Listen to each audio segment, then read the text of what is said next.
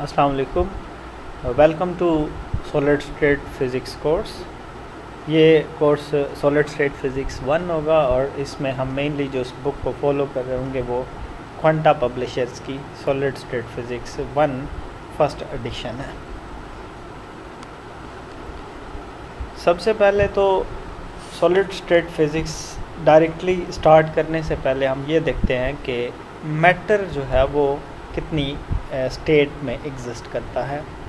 We all know that कि matter की 4 किस्म्स हैं, 4 स्टेट्स हैं। One is solid, the other is liquid, third one is gas and the fourth one is plasma. Plasma के case में ionised atoms या molecule होते हैं जिनके दरमियान किसी ख़ास किस्म की इंटर एटॉमिक या इंटरमोलिकुलर फोर्सेस एग्जिस्ट करती हैं और ये आयंस के दरमियान होंगी क्योंकि प्लाज्मा में वो आयनाइज्ड आयन होंगे। इसी तरह अगर आप गैस को देखते हैं तो गैस के मॉलिक्यूल एक दूसरे से काफ़ी डिस्टेंस पे होते हैं। वजह यह है कि उनके दरमियान जो इंटर मॉलिक्यूलर फोर्स है वो वीक है एज़ कम्पेयर टू लिक्विड और सॉलिड्स के। इसमें कौन सी फोर्स हो सकती है, जैसे वन डू वार फोर्सेस हैं वो हो सकती हैं। और लिक्विड्स फॉर्म जो है लिक्विड फॉर्म है उसमें फोर्स जो है एज़ कंपेयर टू गैस ज़्यादा स्ट्रॉन्ग फोर्स है और सॉलिड की निस्बत थोड़ी वीक फोर्स होगी। हाँ, ये फोर्स इतना अलाउ ज़रूर करती है कि वो जो स्टेट है वो फ्लो कर सकते हैं। मिसाल के तौर पे वाटर है तो वो एक पॉइंट से एक पोजीशन से दूसरी पोजीशन तक मूव कर सकता है, मगर उसके जो मॉलिक्यूल्स हैं वो ब्रेक नहीं होते, वो एक दूसरे के साथ ख़ास फोर्स के साथ जुड़े रहते हैं। इसी तरह आप सॉलिड्स को देखें तो सॉलिड्स फॉर्म में जो मैटर एग्जिस्ट करता है वो स्ट्रॉन्ग इंटर मॉलिक्यूलर फोर्सेस रखता है जिनमें कोवलेंट बॉन्ड है, आयोनिक बॉन्ड है, या इस तरह की जो बॉन्डिंग है वो सारी स्ट्रॉन्ग है क्योंकि इस वजह से वो मॉलिक्यूल एक दूसरे के करीब होते हैं और वो एक ख़ास शेप में मौजूद होता है। On next we will just consider these solids. जो सॉलिड हैं एज़ आई टोल्ड यू कि इनके दरमियान जो इंटरमोलिकुलर फोर्सेस हैं वो स्ट्रॉन्ग हैं, स्ट्रॉन्गली बॉन्डेड हैं। तो ये स्ट्रॉन्ग बॉन्ड उसकी एक ख़ास शेप बनाता है और वो जो शेप है या एक डेफिनेट वो वॉल्यूम रखता है मैटर, वो तब तक मेंटेन रहता है, तब तक वो स्ट्रक्चर मेंटेन रहती है जब तक आप कोई एक्सटर्नल फोर्स उस पर अप्लाई नहीं करते। अब एक्सटर्नल फोर्स किस लिमिट तक अप्लाई की जाए ये एक अलग क्वेश्चन है। अगर आपने एक्सटर्नल फोर्स इतनी ज़्यादा लगाई कि वो इंटरमोलिकुलर फोर्सेस से एक्सीड कर गई तो फिर वो सॉलिड ब्रेक कर जाएगा। जैसा कि आयरन है, आप इसका कोई रॉड लीजिए, थोड़ी लेंथ लेट से ज़्यादा है, आप दोनों साइड पे फोर्स लगाएं, जैसे ही आपकी फोर्स उस आयरन के इंटरमोलिकुलर फोर्स जो है उससे एक्सीड करेगी तो वो टूट जाएगा। इसी तरह अगर प्लास्टिक है तो प्लास्टिक पे भी आप फोर्स ज़्यादा अप्लाई करेंगे तो वो टूट जाएगा, उसकी शेप मेंटेन नहीं रहेगी। हाँ, अगर आपने वो एक्सटर्नल जो फोर्स है वो कम लगाई है as compared to intermolecular force तो फिर वो स्ट्रक्चर डीफॉर्म नहीं होगी बल्कि वो अपने स्ट्रक्चर को या उस शेप को, वॉल्यूम को मेंटेन रखेगा। राइट। अब ऐसी फ़िज़िक्स की ब्रांच जिसमें आप इस स्टेट की स्टडी कर रहे हैं, मिसाल के तौर पे जैसे मैंने सॉलिड्स को कहा है, उन सॉलिड्स की आप कुछ ख़ास प्रॉपर्टीज़ को स्टडी करते हैं। मिसाल के तौर पे जो उसकी फ़िज़िकल प्रॉपर्टीज़ हैं उनमें क्रिस्टल स्ट्रक्चर है, उसमें उसकी बाइंडिंग है, उसमें उसकी हीट कैपेसिटी है, उसकी इलेक्ट्रिकल रेजिस्टिविटी है, इलेक्ट्रिकल कंडक्टिविटी है, या उसकी मैग्नेटिक प्रॉपर्टीज़ हैं, उसकी थर्मल कंडक्टिविटी है। ये सारी प्रॉपर्टीज़ जो आप स्टडी करेंगे, so this one is actually included in solid state physics. Right, अब सॉलिड्स को हम किस तरह से कैरेक्टराइज करें? लाइक सॉलिड भी तो फिर फर्दर 3 तरह का हो सकता है। एक ये कि उसकी जो स्ट्रक्चर है वो ख़ास किस्म की अरेंजमेंट को फॉलो करती है, जो उसके आइटम्स हैं या उसके जो मॉलिक्यूल्स हैं वो एक स्पेसिफिक ऑर्डर में एग्जिस्ट करते हैं, ये हो सकता है। या फिर वो स्पेसिफिक ऑर्डर ना हो, वो रैंडमली प्लेस्ड हों, ऐसा भी हो सकता है।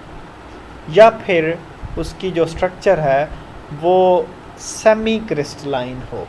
सेमी क्रिस्टलाइन का मतलब ये है कि कुछ पार्ट उसका एक क्रिस्टल का बना हुआ हो, फिर नेक्स्ट उसका कोई और किस्म की क्रिस्टल हो। मिसाल के तौर पे पहली हेक्सागोनल है तो दूसरी उसके बाद टेट्रागोनल आ जाती है, उसके बाद फिर कोई और cubic body centred so on, इस तरह की कोई चीज़ बन जाती है, तो वो फिर सेमी क्रिस्टलाइन में आ जाएगा।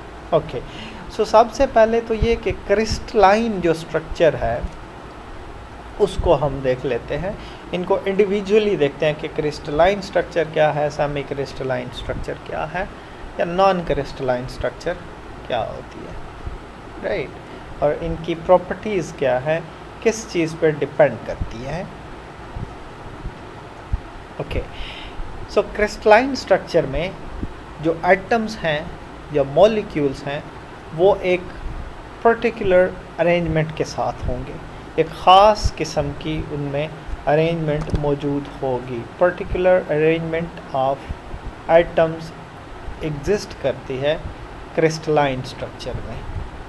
अब ये जो क्रिस्टल है वो एटम्स के साथ बनी हुई है या मॉलिक्यूल्स के साथ बनी हुई है। अगर हम वो मॉलिक्यूल्स की बजाय कोई इमेजिनरी पॉइंट कंसिडर कर लेते हैं वहाँ पे, जैसा कि लैटिस पॉइंट्स हैं, वो हम नेक्स्ट में जाकर देखेंगे, तो वो उसका एक पार्ट है। दूसरा ये कि वो उस क्रिस्टल में कोई सम सॉर्ट ऑफ एक्सेस मौजूद होंगे। उस एक्सेस में एक्स एक्सेस के अलॉन्ग और वाई एक्सेस के अलॉन्ग आप कोई ख़ास पैटर्न होगा जिसको आप ऑब्ज़र्व कर रहे होंगे कि एक्स एक्सेस में ये पैटर्न है, वाई एक्सेस में ये पैटर्न है, क्योंकि उसकी एक ख़ास किस्म की अरेंजमेंट है। ओके, सो ये जो अरेंजमेंट है इसमें फिर इसी अरेंजमेंट में क्रिस्टल का अगर एक छोटा सा part, let's say along x axis है, आप उसको कंसिडर कर लें कि ये आपका एक फंडामेंटल यूनिट है।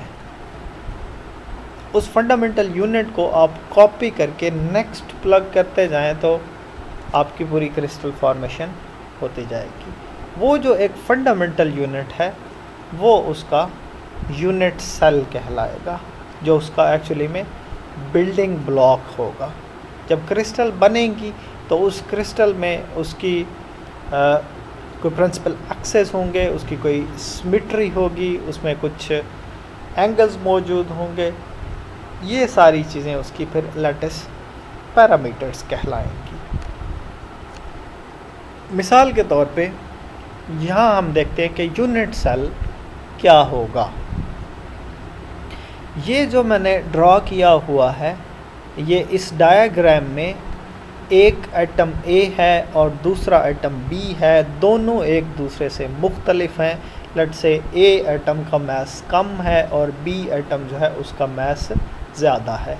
हम ये करते हैं कि इस A और B एटम का एक ग्रुप बनाते हैं और इस ग्रुप को यहाँ से कॉपी करके यहाँ पे हम पेस्ट करते हैं इस जगह पे।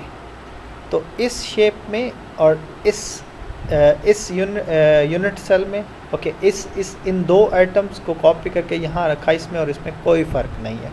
इसी तरह अगर ये कॉपी यहाँ की बजाय यहाँ पे रख दी जाती, फर्दर इस तरह से आप प्रोसीड करते जाते, या जहाँ जहाँ आप इसको प्लग कर सकते हैं, यहाँ इसकी 90 डिग्री रोटेशन के साथ आप ऐसे बेशक रख लीजिए तो आपकी पूरी क्रिस्टल बन रही है। सो दिस होल थिंग ये जो दो एटम्स हैं, ये एक ऐसी चीज़ है जो पूरी की पूरी क्रिस्टल की प्रॉपर्टीज़ को शो कर रही है। उन प्रॉपर्टीज़ में लेट्स से अगर एक बॉन्ड स्ट्रेंथ को देखा जाए तो इस एटम ए और बी के दरमियान जो बॉन्ड स्ट्रेंथ होगी, सेम वही बॉन्ड स्ट्रेंथ यहाँ पे भी मौजूद होगी, और वही बॉन्ड स्ट्रेंथ यहाँ पे भी मौजूद है, क्योंकि ये बी और ए के दरमियान जो बॉन्ड है वो आइडेंटिकल है ए और बी के दरमियान जो बॉन्ड है, एक ही बात है, right. So bond strength same है, सो इसका मेल्टिंग पॉइंट सेम होगा, इसकी जो डिस्टेंस है इसके दरमियान वही डिस्टेंस इन दो के दरमियान स्पेसिंग होगी। तो ये एक यूनिट सेल इस पूरी क्रिस्टल की जो प्रॉपर्टीज़ है उसको शो करवा रहा है। Okay, so this whole thing is actually a unit cell जो दो एटम्स पे मुश्तमिल है। अब मैं अगर ऐसे करूं कि यूनिट सेल की बजाय मैं इस क्रिस्टल को थोड़ा कीनली ऑब्ज़र्व करना चाहता हूँ। लेट्स से कि मैं ऑब्ज़र्वेशन कुछ इस तरह से करता हूँ कि मैं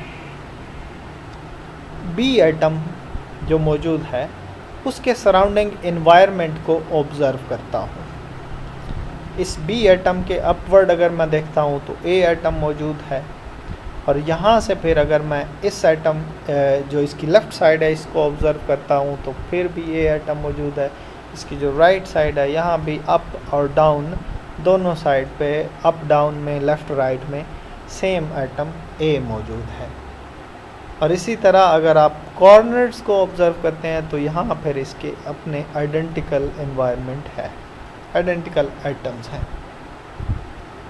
इसको ऑब्ज़र्व करने के बाद आप थोड़ा सा डिस्टेंस मूव करवाएं, कोई vector let's say T vector के थ्रू आप मूव करके आएँ इस एटम के ऊपर, और इस एटम से आप अपनी ऑब्ज़र्वेशन अगेन ऑब्ज़र्वेशन स्टार्ट करिए। तो इसके left right up down identical environment है जो पहले था जिस तरह का। इसके अराउंड भी ए एटम मौजूद थे, इसके अराउंड भी ए एटम मौजूद है, कॉर्नर पे उसी तरह से बी एटम मौजूद हैं।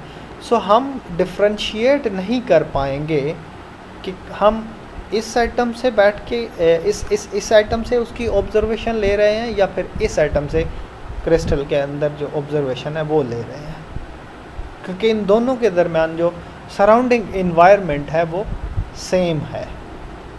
सो मैं ये करता हूँ कि एक एक्सेस ड्रॉ करता हूँ, एक्स एक्सेस, ये 2D स्ट्रक्चर है, एक्स और वाई एक्सेस लेता हूँ मैं यहाँ पे,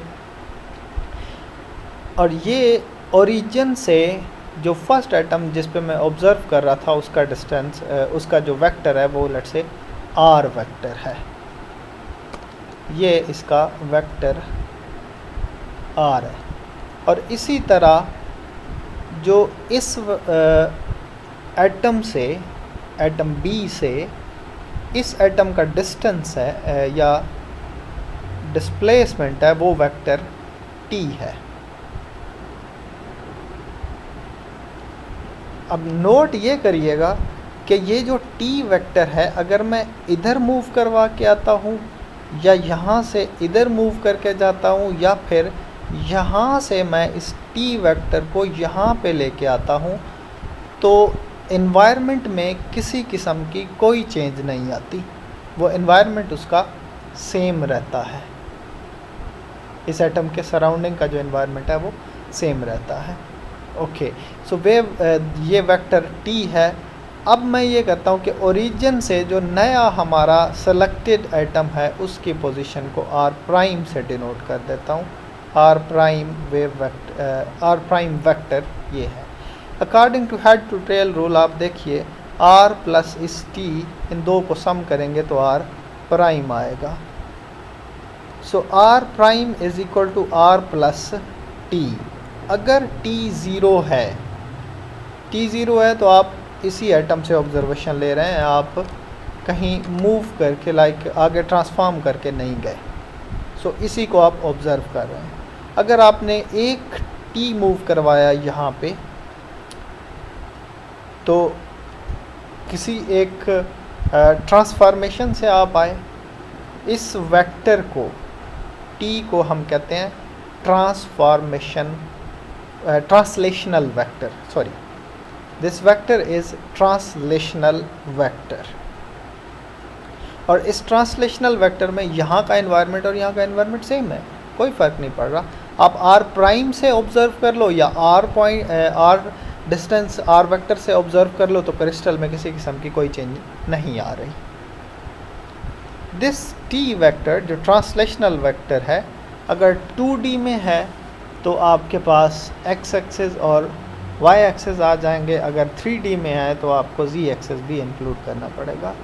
हम उस x y z एक्सिस को ये कह देते हैं कि एक वेक्टर a है, दूसरा वेक्टर b है, तीसरा वेक्टर c है।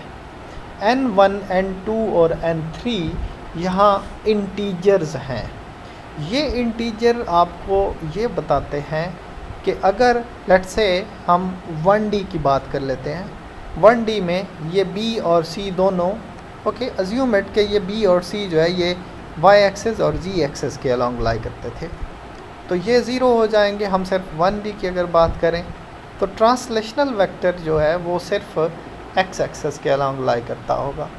अगर आपके पास n1 है, जैसा कि इसको अगर देखा जाए सिर्फ x एक्सिस के अलॉन्ग n1 है, तो मतलब आप इस एटम से नेक्स्ट वाले आइडेंटिकल एटम को n1 डिस्टेंस, एक डिस्टेंस जो है वो उसका ट्रैवल करवा के यहाँ ऑब्जर्व कर रहे हैं।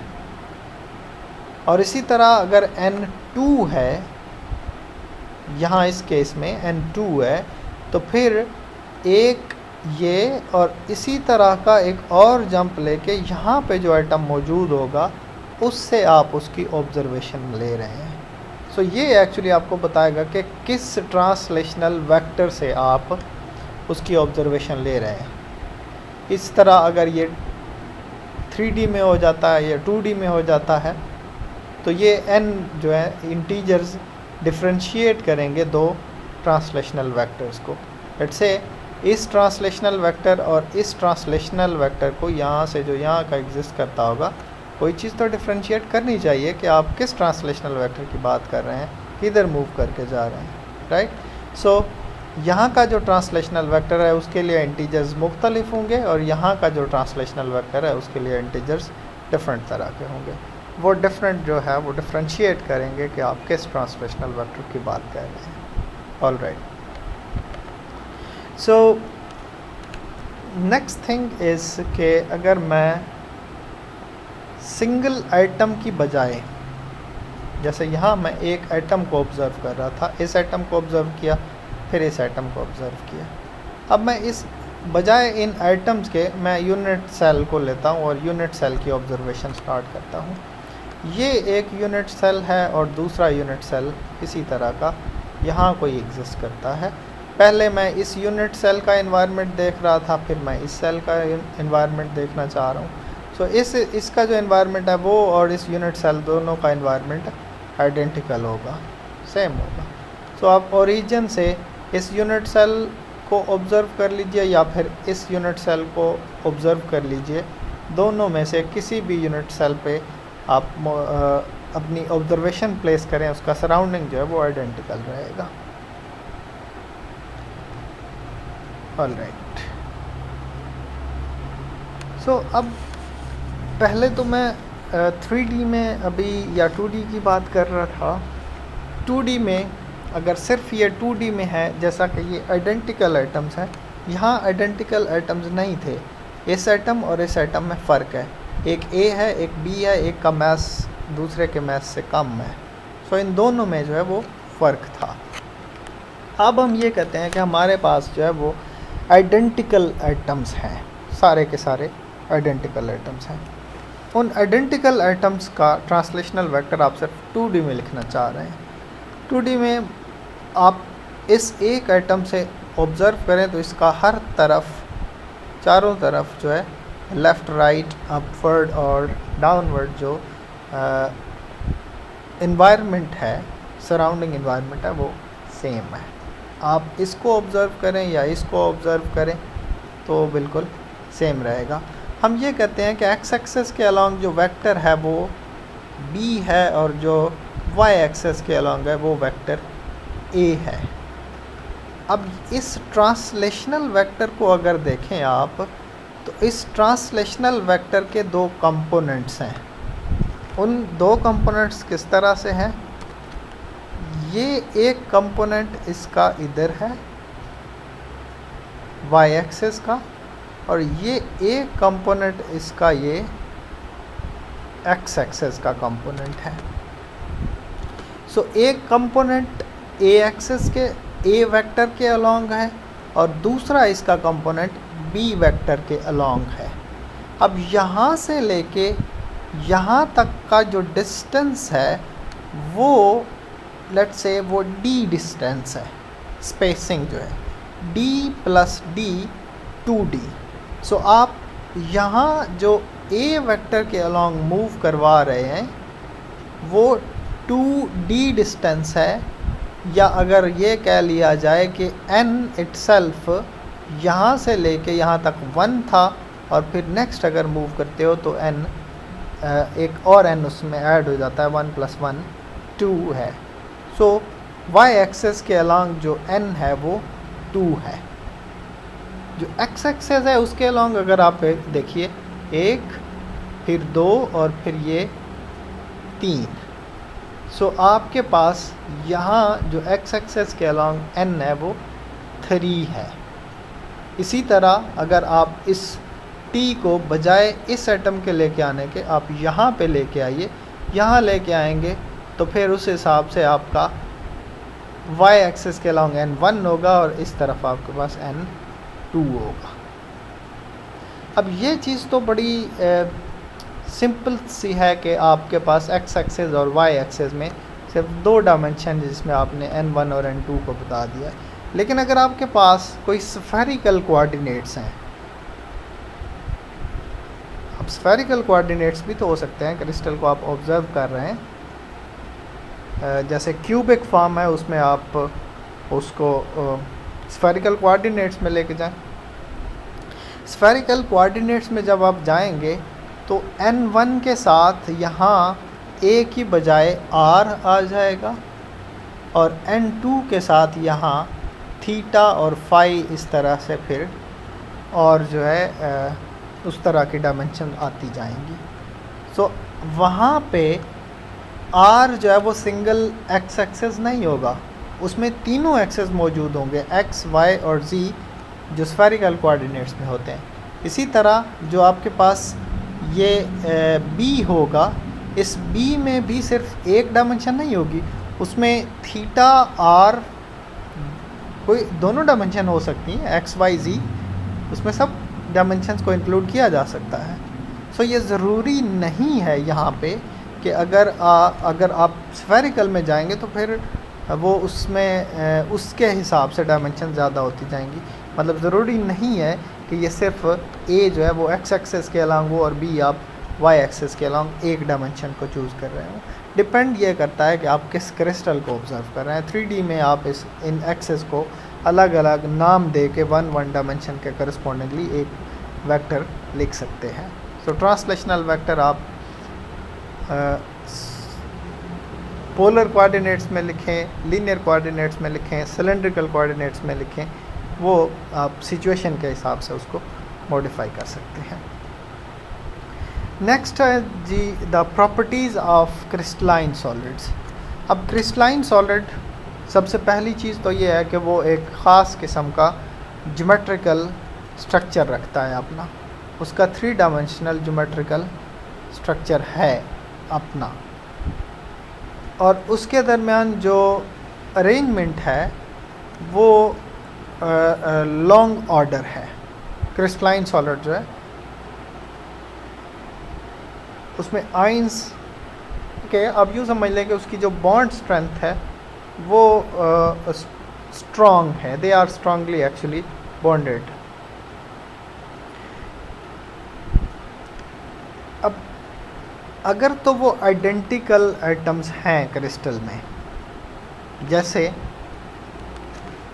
यहाँ पे थे कि इस एटम और इस एटम में, इस और इस एटम में कोई फ़र्क नहीं है, तो यहाँ इसकी बॉन्ड स्ट्रेंथ और इसकी बॉन्ड स्ट्रेंथ जो है वो सेम होगी। लेकिन अगर ये एटम मुख्तलिफ हुए, जैसे मैंने यहाँ पे बनाए हुए हैं, तो इसकी बॉन्ड स्ट्रेंथ ओके, यहाँ भी इन दो की बॉन्ड स्ट्रेंथ और इन दो की बॉन्ड स्ट्रेंथ सेम होगी।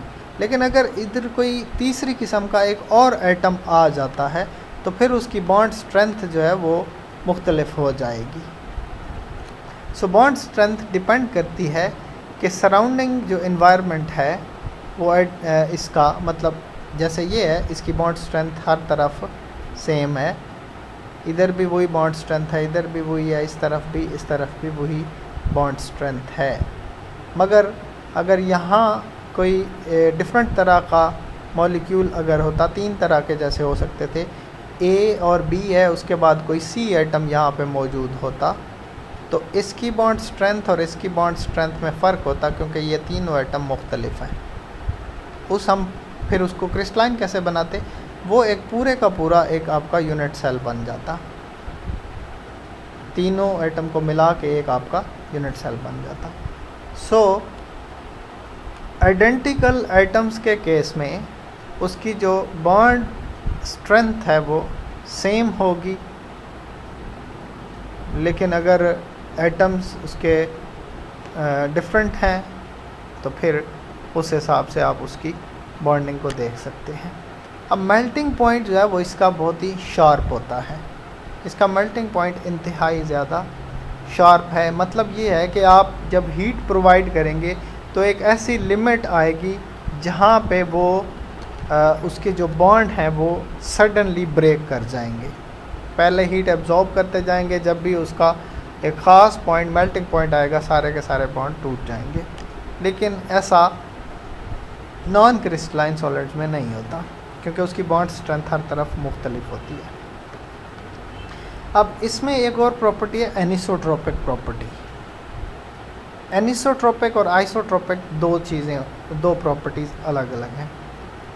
अगर आप एक्स एक्सेस के अलॉन्ग किसी एक प्रॉपर्टी को, मिसाल के तौर पे थर्मल कंडक्टिविटी को या इलेक्ट्रिकल रेजिस्टिविटी को या रिफ्रैक्टिव इंडेक्स को मेजर करते हैं एक्स एक्सेस के अलॉन्ग, और सेम उसी प्रॉपर्टी को आप वाई एक्सेस के अलॉन्ग मेजर करते हैं, दोनों में अगर फ़र्क आ रहा है कि एक्स एक्सेस के अलॉन्ग उसकी और वैल्यू होती, वाई एक्सेस के अलॉन्ग उसकी वैल्यू और है, तो फिर वो उसकी एनिसोट्रोपिक प्रॉपर्टी होगी।